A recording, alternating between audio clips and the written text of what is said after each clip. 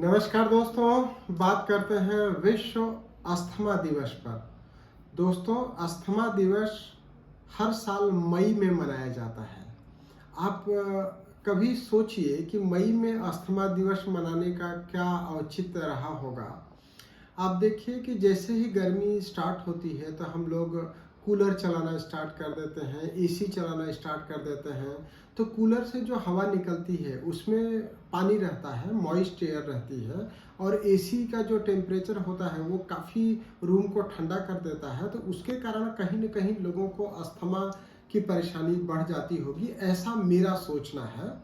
इसलिए मई में अस्थमा दिवस मनाने का प्लान किया गया होगा। वास्तविकता क्या है इससे मैं अवगत नहीं हूँ। फिर भी मेरे पास काफ़ी सारे ऐसे पेशेंट आते हैं जिनको अस्थमा की परेशानी मौसम के अनुरूप होती है। किसी को ज़्यादा परेशानी ठंड में होती है, किसी को बारिश में होती है, किसी को गर्मियों में भी होती है। होम्योपैथी चिकित्सा में ये सुविधा दी गई है कि प्रत्येक मौसम की अलग अलग होम्योपैथिक दवाइयाँ हैं। यदि मैं बात करूं समय की, तो दिन में किसी को 12 बजे अस्थमा का अटैक आता है, उसके लिए अलग होम्योपैथी दवाई है। किसी को रात को 12 बजे अस्थमा का अटैक आता है, उसके लिए अलग दवाई है।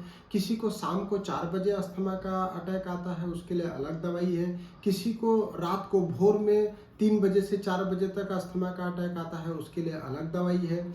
अगर मैं बात करूं अस्थमा के टाइप की, तो एक तो है जो पेडियाट्रिक में है, छोटे बच्चों में हो जाती है। छोटे बच्चों में अस्थमा की परेशानी हो जाती है। और एक हमारे ओल्डर एज में जो जिनकी उम्र बढ़ती चली जाती है, उनको भी अस्थमा की परेशानी हो जाती है। अस्थमा में मेन जो प्रमुख परेशानी होती है वो क्या होती है? श्वास की परेशानी, दम भरने लगता है। व्यक्ति को बैठे बैठे भी दम भरने जैसी शिकायत हो सकती है। कुछ लोग बताते हैं कि वो जैसे ही बिस्तर पर लेटते हैं उनको श्वास की परेशानी होने लगती है या फिर खांसी आने लगती है। बार बार इस तरह की परेशानी होने से व्यक्ति काफ़ी कमज़ोर हो जाता है। जो प्रचलित इलाज है वो है इन्हेलर।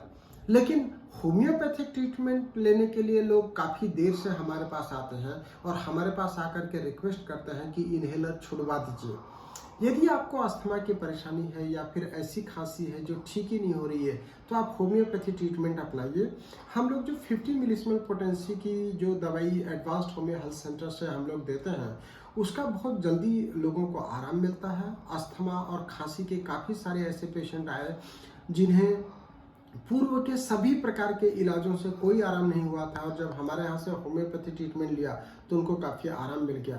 छोटे बच्चे जिनको पेरेंट्स बताते थे कि एक इन्हेलर जेब में रखते थे और एक इन्हेलर उनके बैग में रखते थे, ऐसे मरीजों का भी इन्हेलर छुड़ाया जा चुका है। ओल्ड एज के पेशेंट 75 साल की उम्र तक की माताराम आई और उनका भी हमने इन्हेलर छुड़वा दिया। न आज होम्योपैथी दवाई ले रही हैं कोई, न तो दूसरी दवाई ले रही हैं। इसी तरीके की एक महिला पेशेंट आई थी जो बोलती थी कि हर ठंड में हमको लगता था कि ये ठंड तो हमारी आखिरी होगी, हम अगला ठंड देख ही नहीं पाएंगे। उनका भी अस्थमा हमने होम्योपैथिक इलाज से पूरी तरह से ठीक कर दिया। तो विश्व अस्थमा दिवस के ये मौके पर हम आपको ये बताना चाहते हैं कि आपको किसी भी प्रकार की एलर्जी हो, चाहे खाने का जो बघार लगता है उसकी एलर्जी हो, चाहे फिर जो स्प्रे यूज़ करते हैं उसकी एलर्जी हो, या डस्ट एलर्जी हो, या स्मोक एलर्जी हो, या फिर पॉलेंस का एलर्जी हो, या फिर एसी और कूलर के हवा की एलर्जी हो, किसी भी प्रकार की एलर्जी के लिए आप होम्योपैथी ट्रीटमेंट अपना सकते हैं। एलर्जिक अस्थमा के लिए भी होम्योपैथी काफ़ी अच्छा है। आप चाहें तो ब्लड में अपना IgE लेवल, सीरम IgE करा करके देख सकते हैं कि एलर्जी लेवल क्या है, या फिर CBC करा करके देख सकते हैं उसमें इओसिनोफिल का लेवल क्या है। उससे आपके बीमारी की जो गंभीरता है उसका अंदाज़ा चिकित्सक लगा सकता है। तो आप बिल्कुल चिंता नहीं करिए। आप अपनी इल आपकी जो भी परेशानी है अस्थमा से रिलेटेड, या फिर खांसी से रिलेटेड, या फिर ब्रीथलेसनेस से रिलेटेड, उसके लिए आप होम्योपैथी ट्रीटमेंट के लिए हमको कॉल कर सकते हैं। हमारा नंबर है 9993700880। नंबर फिर से सुन लीजिए, 9993700880। होम्योपैथिक इलाज के लिए बहुत ज़्यादा परहेज की ज़रूरत नहीं होती है, लेकिन यदि आपको अस्थमा या एलर्जी की परेशानी है तो मैं आपसे निवेदन करता हूं कि आप किसी भी प्रकार का कोल्ड ड्रिंक, आइसक्रीम, पानी पूरी, या फिर जो दही नींबू है, खट्टी ठंडी चीज़ों का परहेज करिए। उससे आपकी परेशानी बढ़ेगी नहीं। थैंक यू, धन्यवाद, नमस्कार।